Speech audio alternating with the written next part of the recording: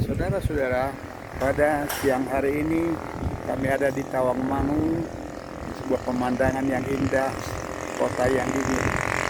Tetapi saya ingin sampaikan sebuah kebenaran firman, yaitu bagaimana iman kita itu disempurnakan. Saudara, yang tertulis dalam Ibrani 12, katakan iman kita itu disempurnakan. Apa itu sebetulnya iman yang disempurnakan, saudara ya? Karena pada awal-awalnya kita menjadi Kristen, iman kita itu selalu berkaitan dengan hal-hal yang kita lihat, hal-hal yang kita inginkan, hal-hal yang dapat membuat kita senang, saudara. Ya, iman kita selalu ke arah-arah itu. Iman kita bagaimana supaya kita dapat berkat, bagaimana kita semakin baik, begitu saudara-saudara. Ya, tetapi setelah kita semakin dewasa, maka iman itu akan bergerak. Kenapa saudara? Karena itu sangat penting, karena iman itu adalah dasar ya, dasar akan segala sesuatu yang kita tidak lihat. Tapi itu saudara menentukan bagaimana kualitas hubungan kita dengan Tuhan. Oleh karena itu, ketika iman kita ini tidak tepat posisinya, maka itu mudah sekali selalu iblis mengguncangnya. Itu yang membuat kita, saudara, sulit untuk bertumbuh di dalam Tuhan atau kepada kebenaran-kebenaran berikutnya. Oleh karena itu, kita harus bergerak dari iman yang satu kepada iman yang lain, saudara. Iman yang tertuju kepada hal-hal lahiriah dunia ini. Maka saudara, setelah kita menuju kedewasaan, maka iman itu kita harus arahkan ke ruang Maha Kudus. Kita arahkan kepada Tuhan itu sendiri, saudara. Iman kita yang kita arahkan ke sana, saudara, bukan lagi iman yang tertuju kepada dunia ini, saudara.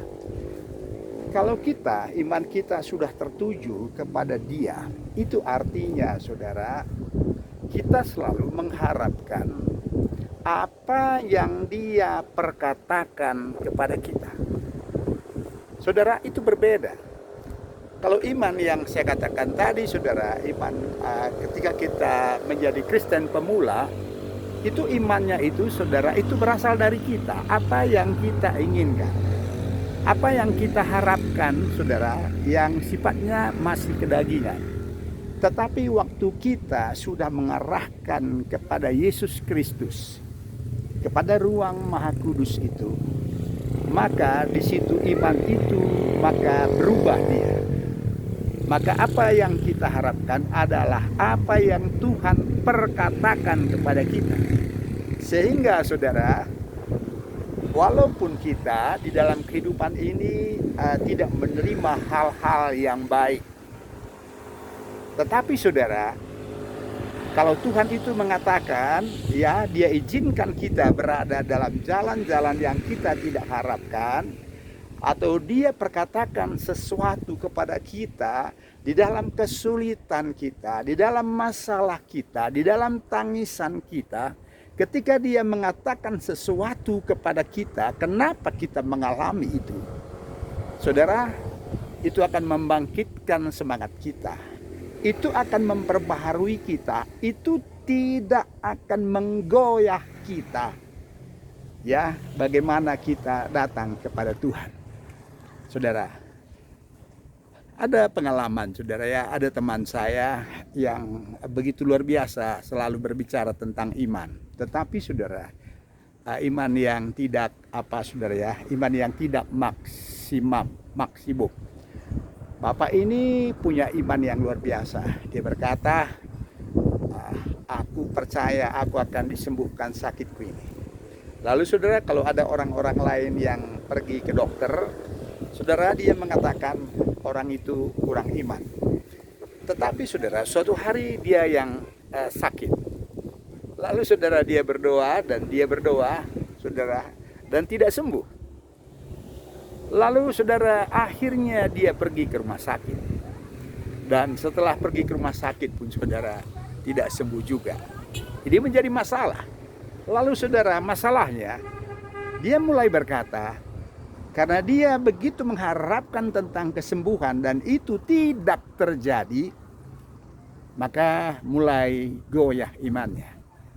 Dia berkata, benarkah ada Tuhan itu? Oh, itu berbahaya sekali, saudara. Ya, itu sangat berbahaya, saudara. Ya, begitulah saudara, banyak kita yang beriman kepada hal-hal materi atau ke dunia ini, dan iblis menggoncangnya, saudara.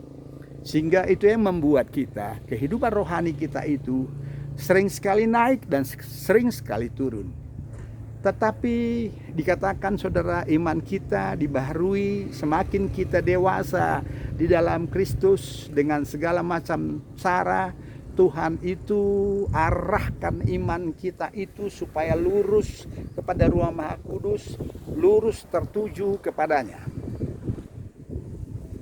Yang saya katakan tadi saudara, segala sesuatu yang kita harapkan itu bukan lagi kehendak kita, tapi kita mulai saudara melakukan, mengharapkan apa yang Tuhan harapkan di dalam diri kita.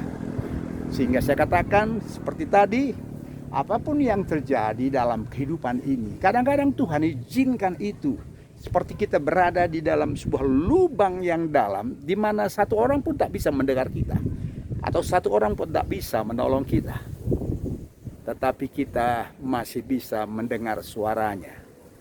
Saudara, Bapa kita itu sangat baik.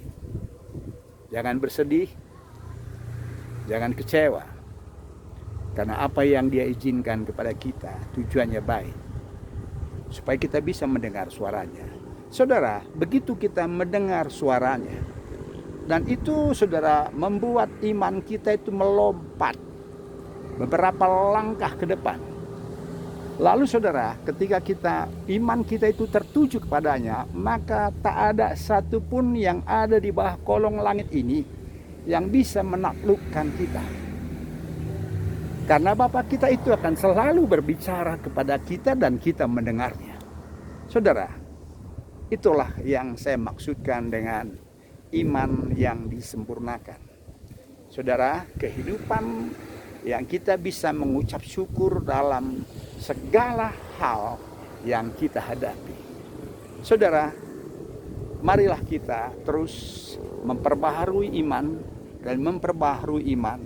dan satu hari kita akan memiliki iman yang tertuju kepada Ruang Maha Kudus. Terima kasih.